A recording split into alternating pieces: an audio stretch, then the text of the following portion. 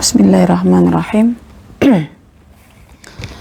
Assalamualaikum warahmatullahi wabarakatuh. Innal hamdalillah nahmaduhu wa nasta'inuhu wa nastaghfiruh wa na'udzu billahi min shururi anfusina wa min sayyiati a'malina may yahdihillahu fala mudilla lahu wa may yudlil fala hadiya lahu. Asyhadu an la ilaha illallah wa asyhadu anna Muhammadan abduhu wa rasuluh. Allahumma salli ala Muhammad wa ala ali Muhammad kama sallaita ala Ibrahim wa ala ali Ibrahim wa barik ala Muhammad wa ala ali Muhammad kama barakta ala Ibrahim wa ala ali Ibrahim fil alamin innaka Hamidum Majid. Rabbi shrah li sadri wa yassir li amri wahlul 'uqdatam min lisani yafqahu qawli. Rabbi zidni ilman warzuqni fahman. Allahumma inna nas'aluka ilman nafi'an wa rizqan tayyiban wa amalan mutaqabbala wa na'udzubika min ilmin la yanfa' wa min qalbin la yakhsha wa min nafsin la tashba' wa min da'watin la yustajabu laha. Allahumma arinal haqqa haqqa warzuqna ittiba'ah wa arinal batila batila warzuqna ijtinabah. Amin ya rabbal alamin. Alhamdulillah, segala puji, penghormatan, doa, kebaikan, keberkatan hanya patut untuk disandarkan kepada Allah, dan segala apa yang berasal daripada Allah semuanya adalah baik untuk kita. Hanya orang berilmu yang mampu untuk mengerti tentang lika-liku kehidupan yang ada di dunia ini. Bila tak tahu, maka dia akan cenderung untuk membantah, dan bila tahu, dia akan memilih untuk diam saja. Puan-puan, tuan-tuan, rakan-rakanku sekalian yang saya muliakan, alhamdulillah, tidak sedar ya, kita sudah hampir-hampir ya menyelesaikan satu kisah dalam Al-Quran, yaitu kisah Nabi Musa alaihissalam dengan hamba Allah yang saleh yang bernama Khadir. Tadi sempat puan-puan dan tuan-tuan diperdengarkan sedikit ceramah daripada Ustadz Nuzul Zikri dari Indonesia yang sangat bagus ya konten penyampaiannya. Kadang-kadang kita ini karena tidak belajar tentang bagaimana Nabi Musa itu mengembara untuk mencari ilmu, maka kita cenderung bersifat angkuh ya, angkuh terhadap maklumat-maklumat yang kita tak tahu namun diberikan oleh rakan-rakan kita, yang kadang-kadang maklumat itu menyelisihi nafsu dan syahwat kita, yang kita sudah selesa dengan nafsu dan syahwat kita itu. Insya Allah dengan belajar kisah Nabi Musa ini, kita akan merasa malu. Kita akhirnya menghargai segala keputusan, ketetapan, aturan-aturan yang telah disengajakan oleh Allah untuk mengiringi kehidupan kita.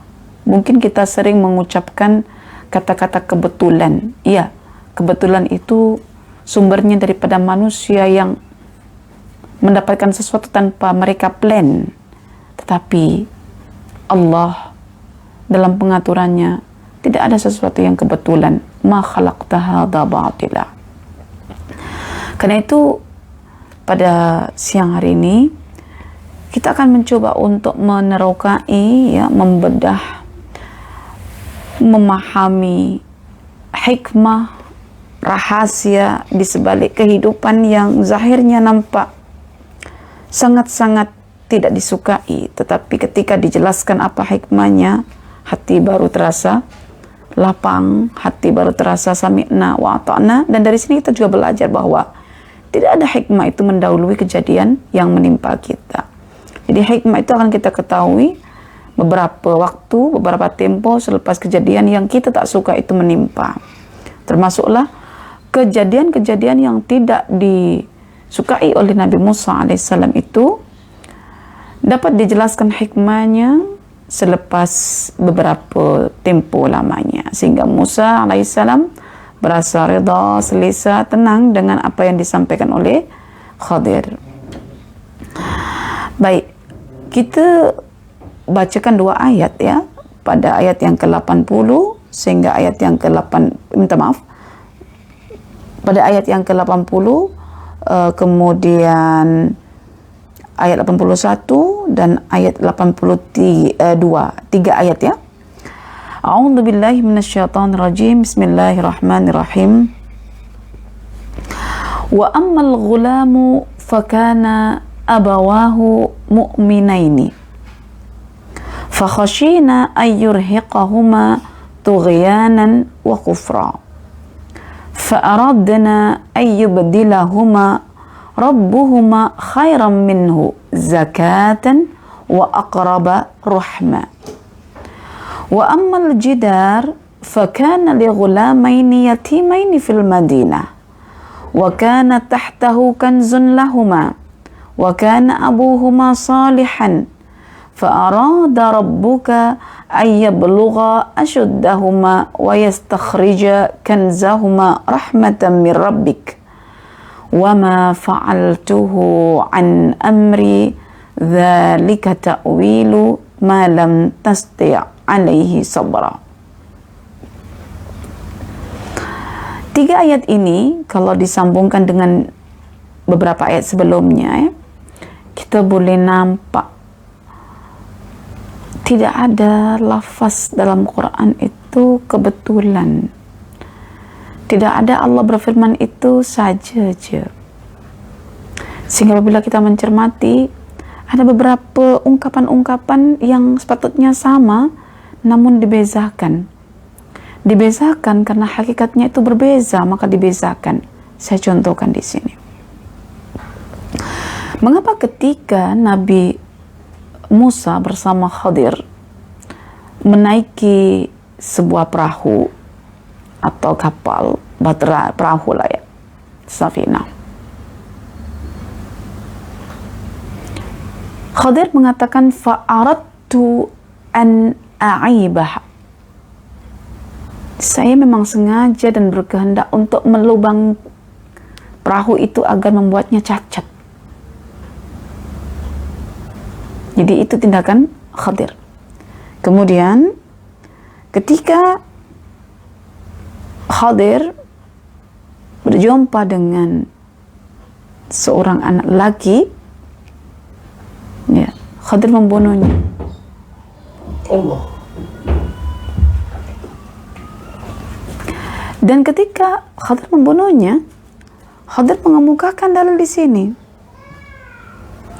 Dalilnya adalah fa'aradna ayyubdilahuma, yaitu tindakan membunuh itu murni betul memang Khadir menginginkannya.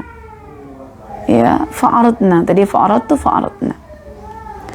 Akan tetapi ketika Khadir dan Musa menjumpai penduduk satu negeri meminta dijamu selera, namun penduduk itu tidak mau menjamu selera Khadir dan juga Nabi Musa alaihissalam.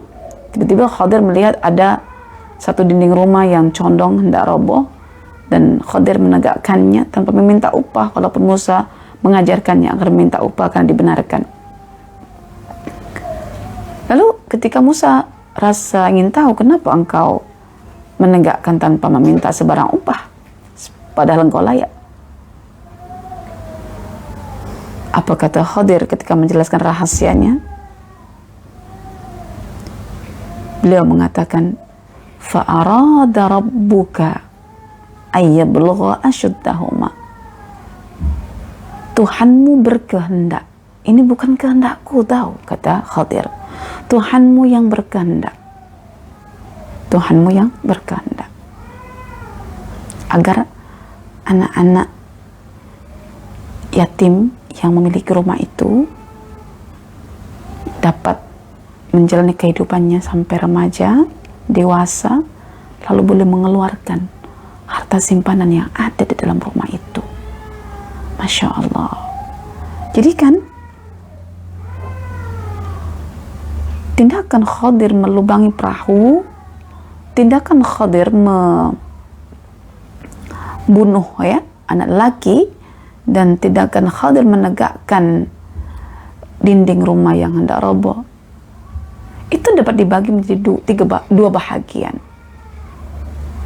Yang pertama dan yang kedua itu murni atas kehendak Khadir.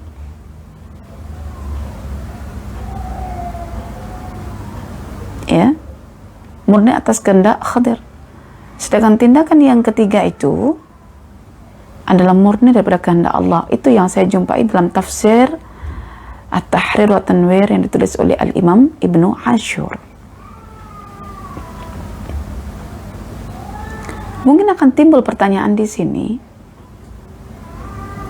mengapa terkait dengan perahu dan juga anak itu murni kehendak daripada Khadir, tetapi kenapa terkait dengan dinding rumah yang condong yang hendak roboh itu terkait dengan kehendak Allah?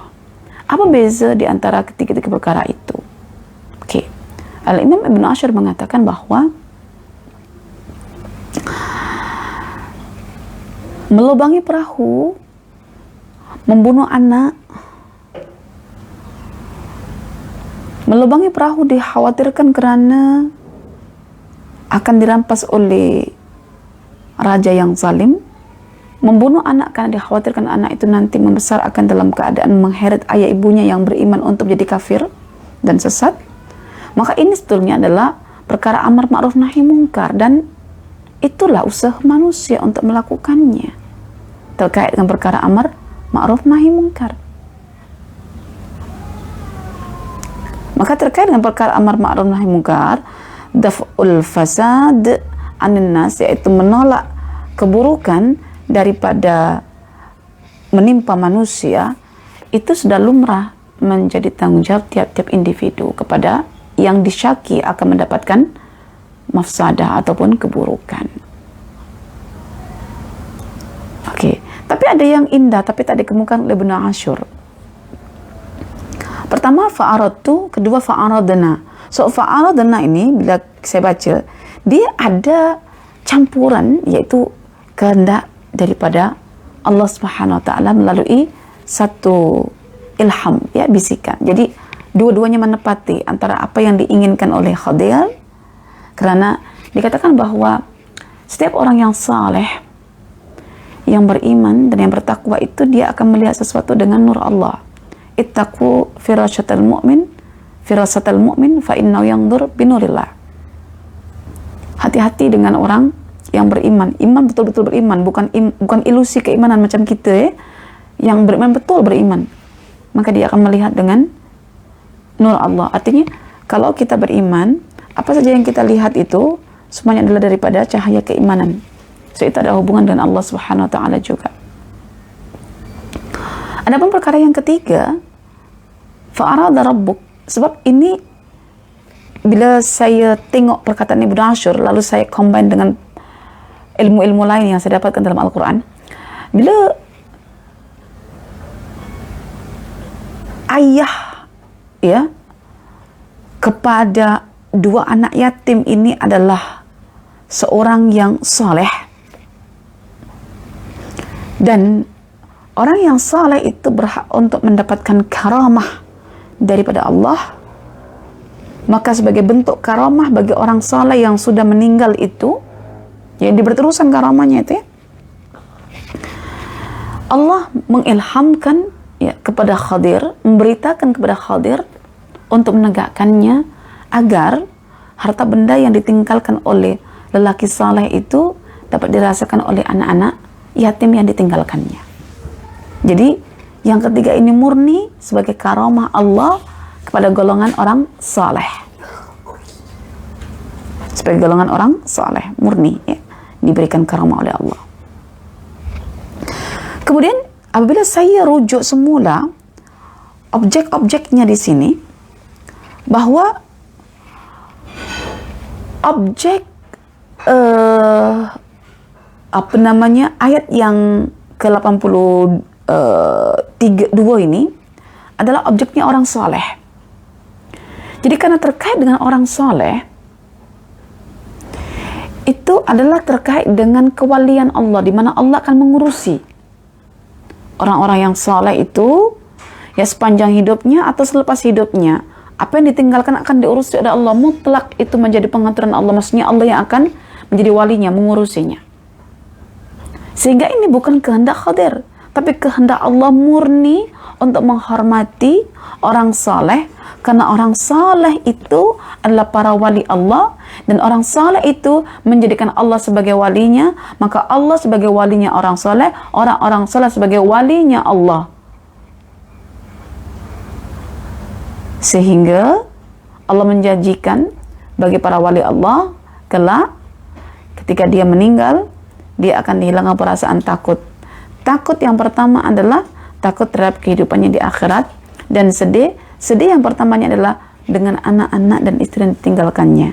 Maka di sini sebetulnya ada satu inspirasi bagi kita untuk mendapatkan satu level yang dimiliki oleh orang saleh ini, supaya ketika kita mati, kita tidak risau dengan anak-anak kita tidak risau dengan harta benda kita. Nanti kita akan cek tafsirannya, bagaimana cara Allah nak menjadikan anak-anak yatim itu boleh mengetahui harta simpanan ayahnya yang ditinggalkan tanpa diberitahukan sebelumnya oleh ayahnya kepada anak-anak yang masih kecil itu.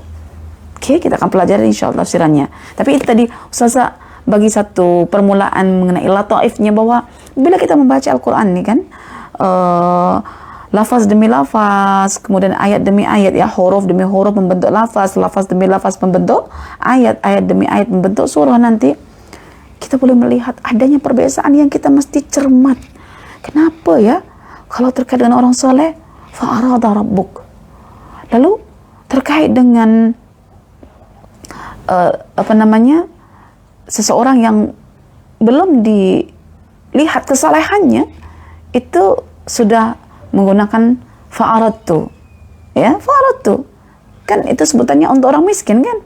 Perahu untuk siapa? Untuk orang miskin. Nabi Khadir hendak melindungi perahu orang miskin, tapi ke orang miskin ini karena bukan diletakkan sebagai rajulun saleh, jadi tindakan Khadir itu daripada Khadir sendiri. Oke, yang kedua, karena ada keimanan belum mencapai kesolehan, ya, iman belum mencapai kesolehan di sini, ya. Keimanan seorang ayah dan ibu, maka di sini melibatkan tindakan Khadir dan juga tindakan Allah, fa'aradna, ya. Tapi kalau sudah masuk kategori salih itu kombinasi antara iman dan takwa, maka terus menjadi hak Allah semata untuk menjaga. Jadi dalam Quran itu ada mukmin, yaitu level takwa yang pertama, nanti masuk kepada muhsin, level takwa yang kedua. Maknanya kena beriman dan kena bertakwa, baru dikatakan sebagai rajulun soleh. Baik. Saya akan bagi satu penjelasan mengenai ayat ke-80. Wa ammal ghulamu fakana abawahu mu'minaini fakhashina ayyurahiqahuma tughyana wa kufra. Sebelum berpisah, Khadir menjelaskan perkara kedua yang mengusik fikiran Nabi Musa alaihissalam. Adapun anak lelaki, wa ammal ghulam fakana abawahu mu'minain, maka sesungguhnya ayah ibunya, bukan ibu bapaknya. Jangan keliru dalam menafsirkan atau menerjemahkan. Ada abawahu, ya, atau abawaihi, ada walidaihi, ada walidahu, ada alwalidaini, ada abawaini, ya. Di sini dikatakan abawain, bermakna dari kata ab, ya, yaitu ayah, berarti ayah ibu. Tapi kalau walidain bukan ayah ibu, ibu bapak. Dan dua-duanya ada konteksnya, jangan disalahartikan. Jadi anak lelaki ini yang dibunuh oleh Khadir ini, ternyata ternyata ayah ibunya itu seorang mukmin. Ya. Kenapa disebutkan ayah ibu, ya, bukan ibu ayah? Karena ini terkait dengan kedudukan, dengan kebanggaan, dengan sifat keduniaan yang dimiliki oleh seorang anak, ada kewibawaan. Ya, apa saja yang terkait dengan kedudukan, kekayaan, kewibawaan, ada semacam marwah, ada satu nilai, maka dia akan menggunakan kata ayah, ibu. Seperti kalau Yusuf mengangkat ayah ibunya ke singgasananya, Yusuf tidak menyebut ya ayah ibunya dengan walidaini, tetapi abawaihi. Ya. Karena apa? Terkait dengan kedudukan, maka disebutlah ayah. Makanya dalam ungkapan Badi'u Zaman Said Nursi, kasih sayang ibu itu sejati, murni. Tapi kasih sayang ayah itu ada unsur kebanggaan. Makanya kadang anak juga akan membanggakan ayahnya siapa. Oke? Jadi itu yang kita boleh melihat. Sebutan kata abawahu. Tapi kalau terkait dengan walidaini, itu udah lain cerita. Ya. Tadi abawahu ya, misalnya contoh Yusuf tadi ya.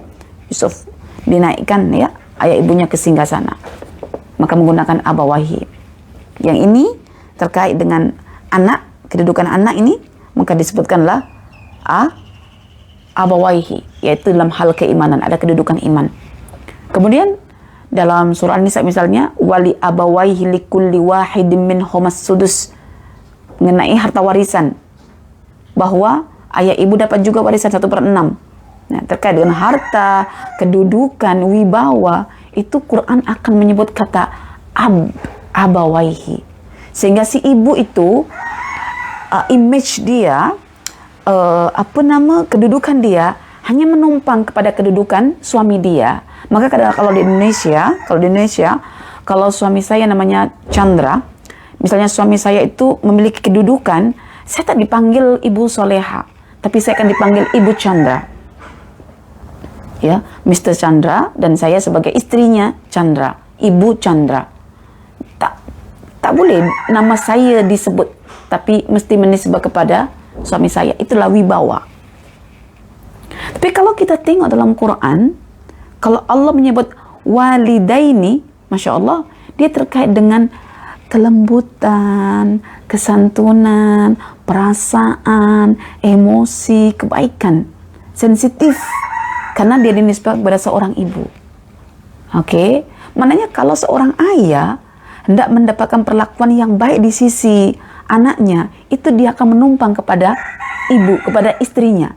Tapi kalau seorang istri yang ingin menumpang kejayaan, dia kepada suaminya. Jadi begitulah Al-Quran itu. Jadi dari segi kelembutan, kesantunan, wahai para perempuan, Andalah pemiliknya. Sehingga suami Anda akan follow sebutan yang Anda miliki. Tapi kalau Anda memang pemarah, Anda memang keras kepala, yang terkena citra nanti juga ayah, suami Anda. Tapi kalau seorang suami, wahai para tuan-tuan sekalian, yang menjaga wibawa dengan baik, ya menjaga pekerjaan dengan baik, tidak rasuah, tidak buat apa-apa dalam kerja-kerja, yang mencari ekonomi, keuangan, si istri akan menumpang kepada Anda, wahai tuan-tuan. Jadi itulah hidup. Ada kelebihan, ada kekurangan yang masing-masing akan disempurnakan melalui pasangannya. Masya Allah. Jadi saya ketika Allah misalnya menyebut walidaini, saya bangga. Kenapa? Suami saya dipanggil sebagai bapak, ya, itu menumpang kepada saya sebagai ibu. Maka ada ibu, bapak. Ibu dan bapak, bukan ibu ayah. Ibu bapak. Ya. Ketika disebut abawain, ya, saya menumpang pada suami saya sebagai pencari nafkah, ya, pengatur harta. Ya, sehingga saya disebut sebagai ibu, ya. Jadi ayah, ibu, bapak. Oke. Jadi ini yang perempuan kena tahu mengenai lafaz dalam Al-Quran. Ya, sedikit saya masukkan di situ. Fakhashina ayyurhiqahuma, punca daripada Khadir melakukan tindakan membunuh anak itu adalah ditakutkan anak itu akan mengheret ya kedua ibu bapaknya yang berstatus mukmin. Oke. Saya bagi tahu perempuan di sini, boleh ke seorang mukmin itu diheret menjadi kafir? Boleh, buktinya di sini. Kalau disebut mukmin saja di sini, ya, dan ada kenyataan-kenyataan selepasnya bahwa mukmin itu boleh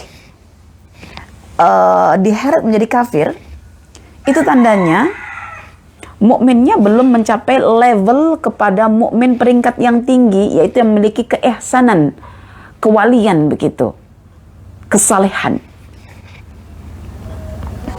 Tapi kalau mukminnya sifatnya itu umum, tidak ada keterangan di belakang seperti ini, itu sudah mencakup mukmin dalam segala aspek. Ya. Anda kalau belajar Al-Quran, ya, perhatikan, ya, kalau ingin tahu tentang Al-Quran, perhatikan ungkapan-ungkapan yang akan membentuk makna pada lafaz tersebut. Kita akhirnya tahu lafaz mukminah ini, oh jadi iman itu sahaja belum cukup.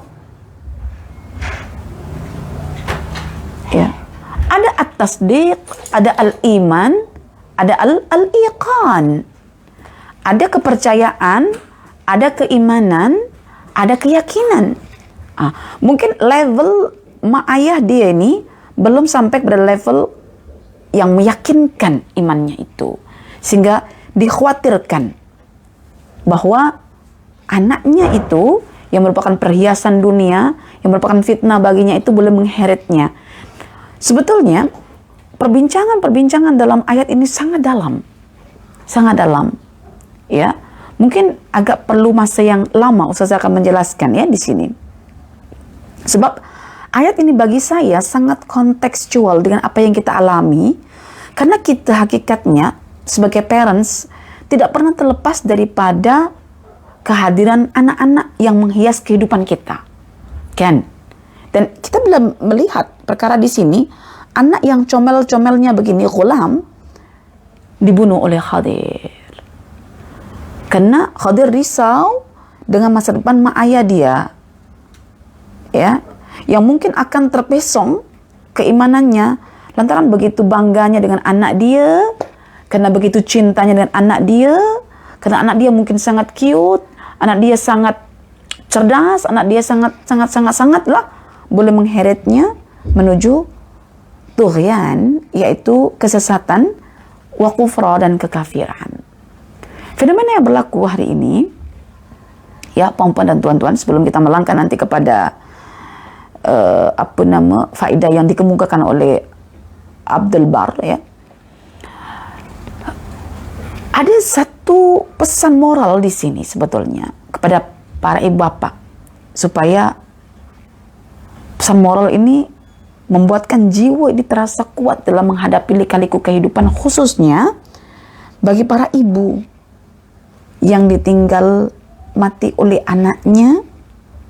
Ya, kalau dulu ada Khadir yang membunuh anak itu, kalau sekarang bukan Khadir yang hadir untuk membunuh anak kita karena risau dengan kita ini, tapi terus Allah sendiri yang melakukannya. Maka fa'aradna itu gabungan antara Khadir juga Allah. Maka masa itulah Khadir melakukannya, masa sekarang murni Allah yang melakukannya. Mungkin ada yang punya anak baru umur belasan begitu, ya, yang diketahui sangat smart, sangat pandai, ya, cerdas begitu, kemudian jadi tumpuan hidup mak ayah dia, dan begitulah kita boleh bayangkan anak-anak kita sendirilah macam mana kita punya kebanggaan anak-anak kita. Macam mana seandainya kita yang memiliki anak itu diambil oleh Allah. Kita boleh menggunakan prinsip ayat ini untuk mengobati luka hati kita pada saat pertama musibah itu menimpa kita. Kita tak boleh menutup kemungkinan akan berlaku. Saya kadang-kadang kalau baca ayat-ayat seperti ini, atau nama-nama Allah yang terkait dengan tindakan-tindakannya yang sangat halus, lembut, yang tak diketahui atau tindakan-tindakan Allah Al-Hakimnya, saya memang takut, perempuan. Dalam takut itulah saya berharap Allah panjangkan umur anak-anak saya. Sayalah mungkin yang akan mendahului anak-anak saya untuk menuju Allah. Karena mungkin seperti itulah, ada satu perasaan, ya Allah, sanggup ke aku seandainya engkau tarik kedua anakku. Jadi dalam harapan itulah saya mencoba bagaimana saya menciptakan suasana, ya, dengan bantuan Allah Subhanahu wa taala, untuk menjadikan anak-anak itu, saya tidak banyak melakukan perkara-perkara yang Allah larang pada anak itu, seperti mengumpat, mencela, memaki, bahkan menyumpah, melaknat. Karena saya takut justru kehadiran anak-anak itu membuat, karena terlalu target besar pada anak itu, membuatkan saya banyak berdosa. Tapi karena Allah sayang gak saya, akhirnya Allah ambil anak itu. Atau mungkin Allah ambil anak-anak itu disebabkan karena anak itu mengisi hati saya yang saya begitu membanggakan kehadirannya, sehingga saya akan melayan segala apa keperluannya. Bahkan anak itu boleh jadi meminta apa sahaja, bahkan meminta kita untuk keluar daripada ketaatan, ya. Karena itu banyak dalam Al-Quran disebutkan mengenai sifat anak-anak. Kita kena betul-betul waspada dengan masalah anak ini, karena ini antara objek ilmu, fenomena yang disaksikan oleh Musa alaihissalam, dan kita sentiasa membaca Al-Kahfi sebagai satu benteng ketika berjumpa Dajjal nanti. Bagaimana dengan zuriat yang akan kita tinggalkan itu? Iya kan? Jadi anak-anak ini kalau ikutkan pada kisah ini, dia ada peluang, ada kemungkinan menyeret mak ayah dia menuju kekafiran. Dan itu mungkin. Dan Anda semua, wahai para parents, kena betul-betul hati-hati dengan bab ini. Karena Allah telah menyebutkan dalam Al-Quran mengenai sifat-sifat anak. Ya, ada kalanya anak itu adalah sebagai adu. Adu itu adalah musuh bagi kita. Nanti boleh dicek dalam Al-Quran, ya. Surah yang ke-64 ayat 14 itu. Ya ayyuhalladzina amanu inna min azwajikum wa auladikum aduwwan lakum fahdaruhum. Allah mensifati pada diri anak itu ada permusuhan, maka kita diminta sebagai parents untuk waspada. Ya, untuk waspada. Jika tak waspada, bahaya. Maka Allah menyebutkan sifat anak berikutnya, ya, dalam Al-Quran surah Al-Kahfi, ya, ayat yang ke-46. Al-malu wal banuna zinah. Zinatul hayatid dunya. Bahwa anak-anak itu dia adalah perhiasan dunia. Artinya dikatakan perhiasan itu membuatkan kita tuh jatuh cinta, suka. Dan kata Badi'uz Zaman Said Nursi, bila ibu bapak sudah melihat pada diri anak itu ada sifat zinah, perhiasan yang membuat indah setiap pandangan mata ibu bapak memandang, maka segala apa keinginannya akan dipenuhi. Maka wahai para ibu yang dalam hati kalian sudah ada sifat Rahman, ya, sifat kasih, sifat sayang yang Allah kurniakan secara fitrah, jangan sampai disalahgunakan kasih sayang itu dengan mengikuti semua keinginan anak, karena mata Anda telah memandang segala apa yang diminta oleh anak Anda itu bagus. Nak minta Lego, bagi Lego. Nak minta sekian, bagi sekian. Nak lepak dengan kawan-kawannya dekat shopping kompleks, sekian. Dibenarkan. Jangan. Itu bahaya kalau anak dikatakan Allah sebagai perhiasan, membuat kita tak nampak di mana sisi keburukannya ketika dia meminta sesuatu daripada kita. Kemudian Allah juga menyebutkan anak-anak itu sifatnya itu adalah fitnah. Dia tindakannya ini kadang akan menimbulkan emosi yang luar biasa dalam diri kita, ya, membuat kita jadi kadang down, membuat kita kadang naik temperamennya sehingga menjadi pemarah dan lain sebagainya. Itu anak sebagai fitnah yang kehidupannya, tingkah lakunya, gerak-geriknya akan menguji kita punya kadar keimanan. Dan tahukah, ketika Anda diuji oleh perangai anak Anda, boleh jadi Anda akan keluar daripada keimanan itu. Nah, ini yang ditakutkan. Fakhashina ayyurhaqahuma tughyanan wa kufra. Kemudian Allah juga memberikan harapan ke kita di atas ketakutan, kecemasan ya, mengenai sifat anak sebagai musuh, sebagai perhiasan, sebagai fitnah, cobaan tuh. Ternyata Allah memberikan harapan kepada kita.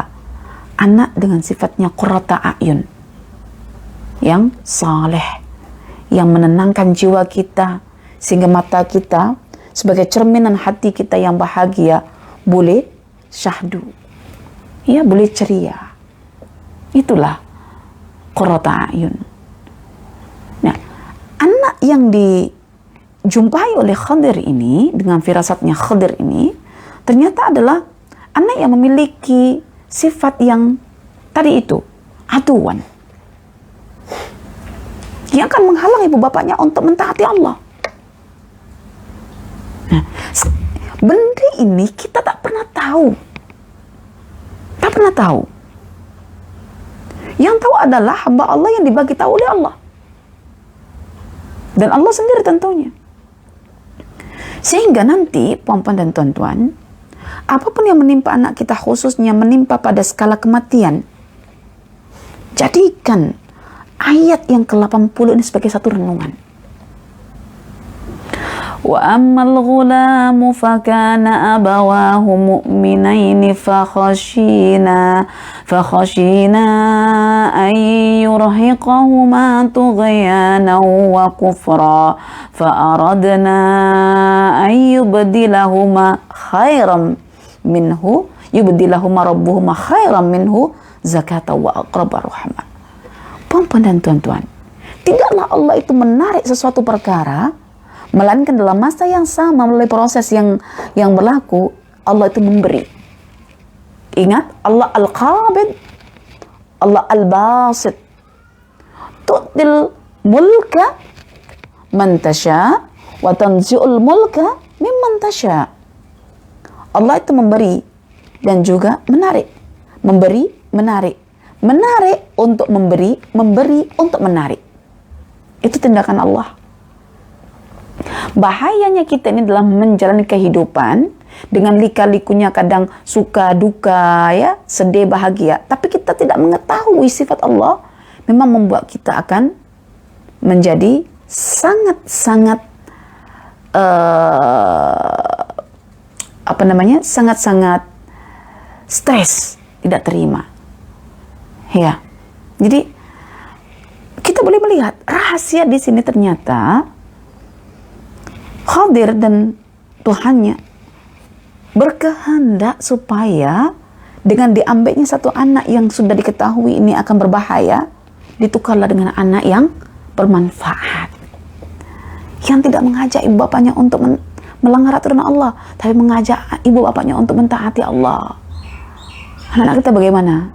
Umi dah mengaji ke Umi? Masya Allah. Umi tak ada kelas ke malam ini Umi? Masya Allah. Umi ada apa hal Mi? Tak pandai nak gunakan iPhone Mi? Tak pandai nak gunakan Facebook Umi? Nih, abang bantu Mi. Dipanggilkan untuk ibunya itu, abang kan sebagai anak sulung. Anak-anak yang mengajak kita untuk mentaati Allah, bukan begini, ala Umi banyak sangat nak tuntut ilmu, boleh amal ke? Tanda-tanda bahaya anak itu. Asyik pergi kelas je, tak ada kat rumah, buat apa? Masya Allah. Padahal si ibu itu sudah memenuhi segala keperluan dekat rumah. Anak sudah diajar, keperluan dapur sudah diselesaikan. Gila ibu nak mengajar anak ini perlu belajar, tapi anaknya mengatakan, tak takut ke Umi banyak belajar amal tuh. Masya Allah. Macam satu pertentangan dalam rumah tangga. Kenapa anak seperti itu? Ala Umi, tak elah ngajar, bapa nak fikir tentang orang. Urusan apa banyak juga kat rumah kan? Jumlah layanlah keperluan abang nih Mi. Cik lagi nak pergi ke college atau lagi nak pergi ke asrama.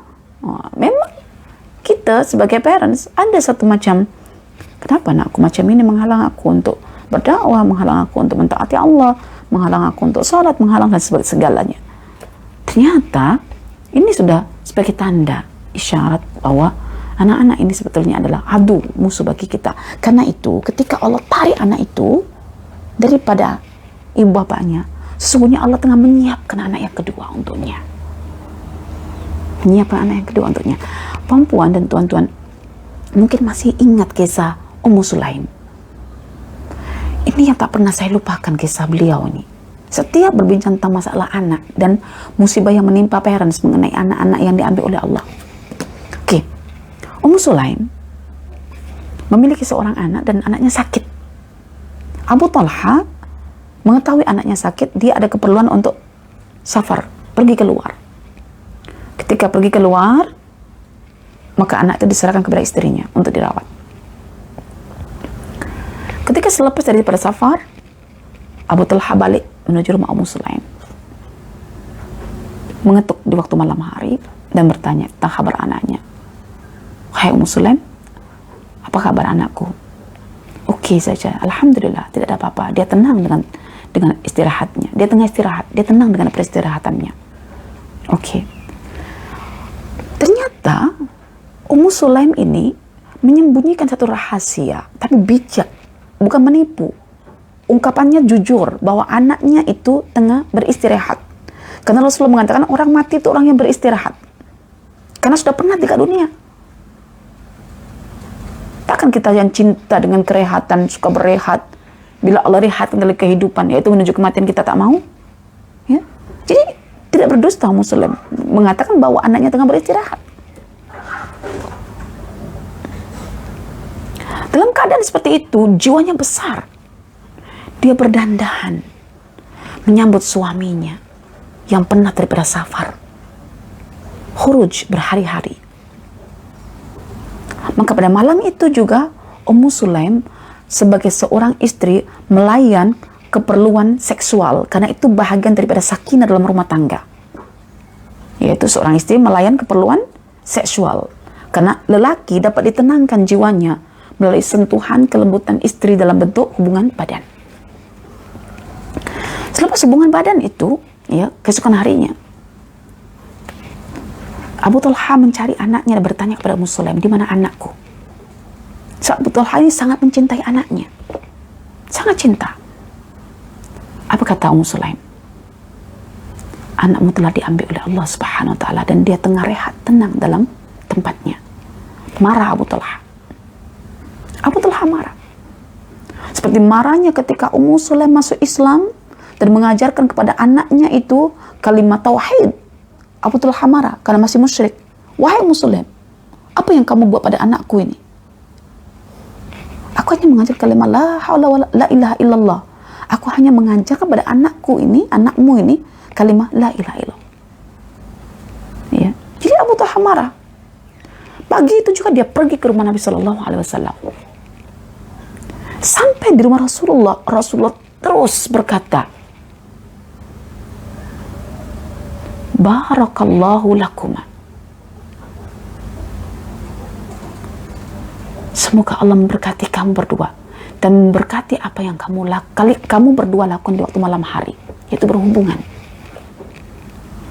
Rasulullah dengan lisannya yang suci mendoakan keberkatan apa yang mereka berdua nih, Abu Talha, Ummu Sulaim, lakukan di waktu malam hari, yaitu berhubungan badan.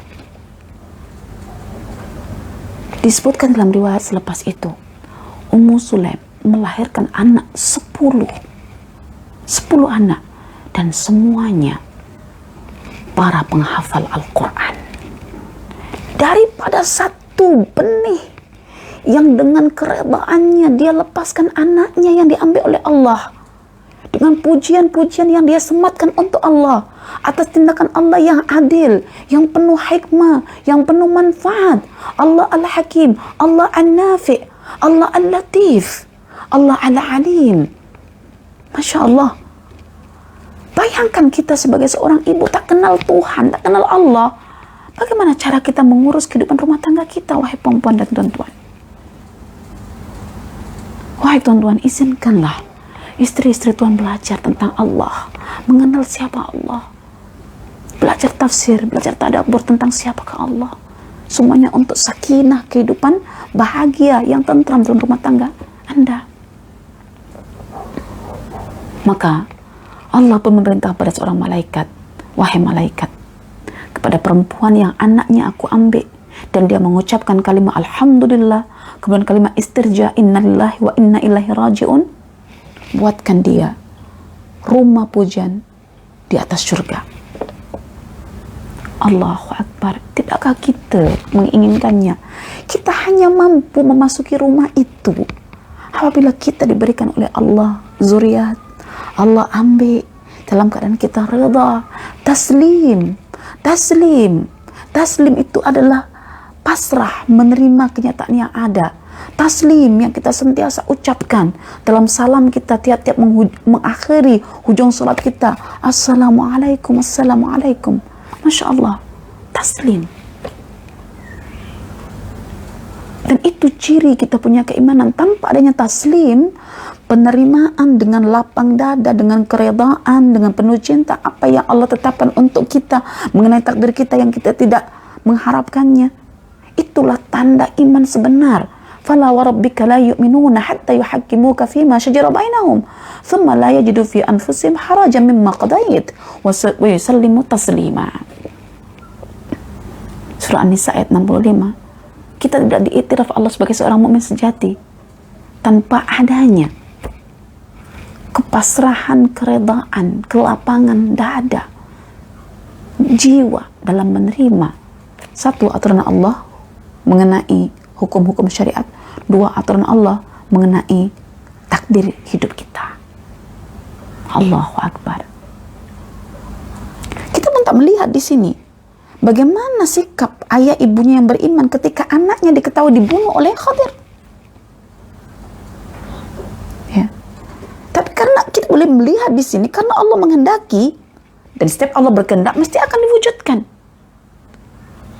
Oh ternyata ibu bapaknya ini menerima dengan lapang dada kematian anaknya itu, sehingga Allah gantikan dengan anak yang lebih baik lagi. Ya, saya baru-baru ini mendapat satu kabar daripada makcik saya. Ya, jadi makcik saya sekarang ada dekat hospital dan terkena kanser rahim dan kanser usus, ya. Dan beliau sempat bercerita kepada anaknya, dan anaknya bercerita kepada saya mengenai seorang ibu yang depresi di hospital di samping rumahnya. Karena sama-sama sakit puan kan, rahim kan, sama satu tempat, satu bilik. Dia pegang terus perutnya. Si ibu itu pegang terus perutnya, tapi masih muda ibu itu. Dia tunduk aja pandangannya ke bawah. Ternyata dia sudah terkena penyakit depresi. Dari stres menuju depresi. Ya, kemungkinan kalau tidak kenal Allah, tidak mengenal hikmah Allah, rahasia Allah di sebalik tindakan atau takdir yang menimpa puan itu, boleh jadi bunuh diri dia. Saya itu anak pertama dia. Ternyata si ibu itu keguguran, mengalami pendarahan dalam rahimnya disebabkan karena anak yang dikandungnya yang masih dalam masih dalam masa 4 bulan itu ditendang oleh suaminya. Allahu Akbar. Suami menendang istrinya sehingga keguguran dan berlaku pendarahan sampai masuk hospital, dan dia depresi atas tindakan suaminya itu. Dari kisah ini pun kita bersyukur, Pampan, suami kita tak sampai menendang kita. Suami kita masih melayan kita. Cuma mungkin satu dia tak sedekahin untuk kita. Sudahlah, tak payah kita bincang perkara itu. Ini tendang baby pertama. Ini yang saya katakan, sesiapa yang sudah mengharungi kehidupan dunia, maka kenallah Allah dahulu, ya, supaya pengenalan kita itu boleh mengatur takdir-takdir yang Allah timpakan ke kita yang susah untuk dihadapi kecuali orang-orang yang sudah ada Allah dalam hatinya. Jadi saya pun melihat, Allahu Akbar, bukan setakat seorang ayah yang boleh menendang anak dalam perut istrinya sendiri.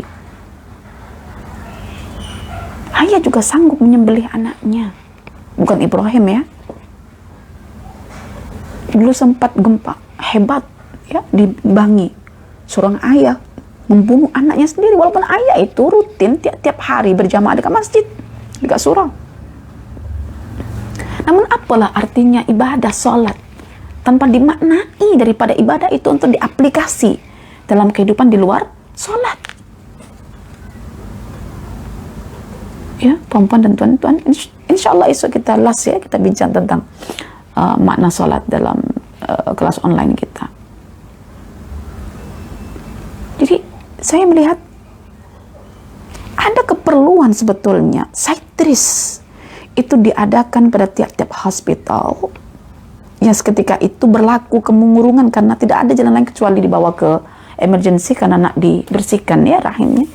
Ada yang menenangkan di situ. Tapi sekarang ini masa COVID, tidak ada siapa yang boleh nak kawani. Dia murung seorang diri, berjumpa dengan pesakit-pesakit, pasien-pasien yang juga murung. Saya kadang melihat, ya Allah, kesian.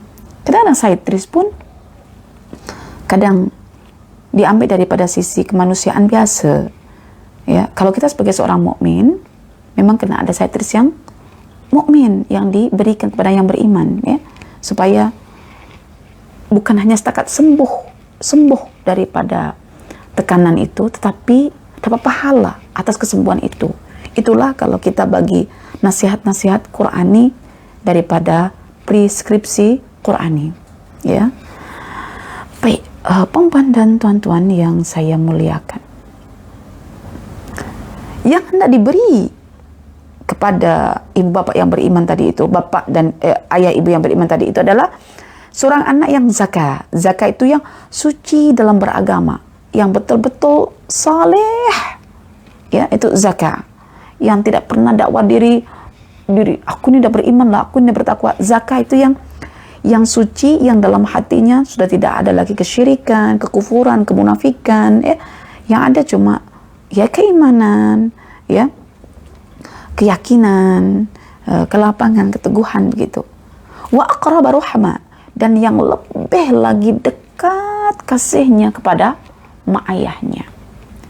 Ya, wa aqraba rahma. Artinya seorang anak yang akan menjaga tali silaturahim, ya. Karena silaturahim yang pertama itu adalah seorang anak kepada ibu dan bapaknya, baru nanti kepada kerabat mak ayah dia. Jadi ini adalah satu rahasia sebetulnya. Andai kata kan setiap kali kita membaca ayat yang ke-80, 81 ini, boleh kita jadikan sebagai spirit hidup kita, roh hidup kita bagi kepada rakan-rakan kita yang kita kenal diambil oleh Allah, anaknya. Mungkin ini sangat tepat, ya, sangat tepat. Jadi ingat, apa yang dikehendaki Allah pasti akan berlaku, dan sesuatu yang berlaku itu yang memang dikehendaki oleh Allah, dan yang dikehendaki Allah itu ketika berlaku itu semua berasaskan pada hikmahnya, dan hikmahnya itu adalah berpaksikan kepada kebaikan. Apa baiknya untuk ibu bapak ini? Baiknya adalah Allah gantikan dengan anak yang lebih baik. Tidakkah kita mau? Tentu kita mau, ya. Tapi ustazah, anak kita dah besar, saya pun dah menopause. Kalau anak kita diambil oleh Allah, adakah kita akan berpeluang punya anak zuriat? Allah akan hadirkan zuriat untuk anda daripada anak anda yang lain yang diambil oleh Allah, yang tadi diambil oleh Allah, ya. Jadi kita jangan lupa untuk memuji Allah, alhamdulillah, menisbahkan segala apa yang berlaku itu adalah baik semata-mata di sisi Allah, karena yang berlaku ini walaupun buruk dalam pandangan kita, itu yang diizinkan oleh Allah, dan tidak mungkin Allah memberikan sesuatu yang terburuk untuk kita. Bukankah Allah itu Ar-Rahman? Bukankah Allah itu Ar-Rahim? Apa gunanya kita setiap hari membaca Bismillahirrahmanirrahim, mengawali sholat kita mengawali aktiviti kita yang mana-mana? Yang kita ingat itu apa? Rahmat Allah kan? Allah baik kan? Lalu kenapa ketika misalnya Allah timpakan sesuatu yang kita tak menghendakinya, tapi Allah menghendakinya itu yang terbaik untuk kita, kita mengatakan sial, celaka. Kenapa kita kata macam itu? Ya, baik. Puan-puan, itu tafsiran yang belum habis lagi. Insya Allah kita akan sambung Jumat yang akan datang, tafsiran yang ke-82. Sebab ialah Ustazah ini lebih senang memahami Quran ini mengikut kita punya konteks, bukan setakat kita nak kumpul maklumat berdasarkan teks yang disebutkan oleh para ulama dalam kitab tafsirnya. Artinya bagaimana kita nak menerapkan dua ayat ini dalam kehidupan kita, baru kita nanti bincang sedikit tentang masalah faedah-faedahnya. Masya Allah, alhamdulillah, ternyata iman sahaja tidak cukup tanpa disusuli dengan level berikutnya. Ternyata punya anak kena siap-siap, satu ketika akan diambil oleh Allah, karena Allah menginginkan pemberian berikutnya yang lebih baik. Allahu Akbar, la hawla wa la quwata illa billah. Aku qauli hadza wa astaghfirullah li wa lakum, subhanakallahumma wa bihamdika asyhadu an la ilaha illa anta astaghfiruka wa atubu ilaik. Walhamdulillahi rabbil alamin. Wassalamualaikum warahmatullahi wabarakatuh.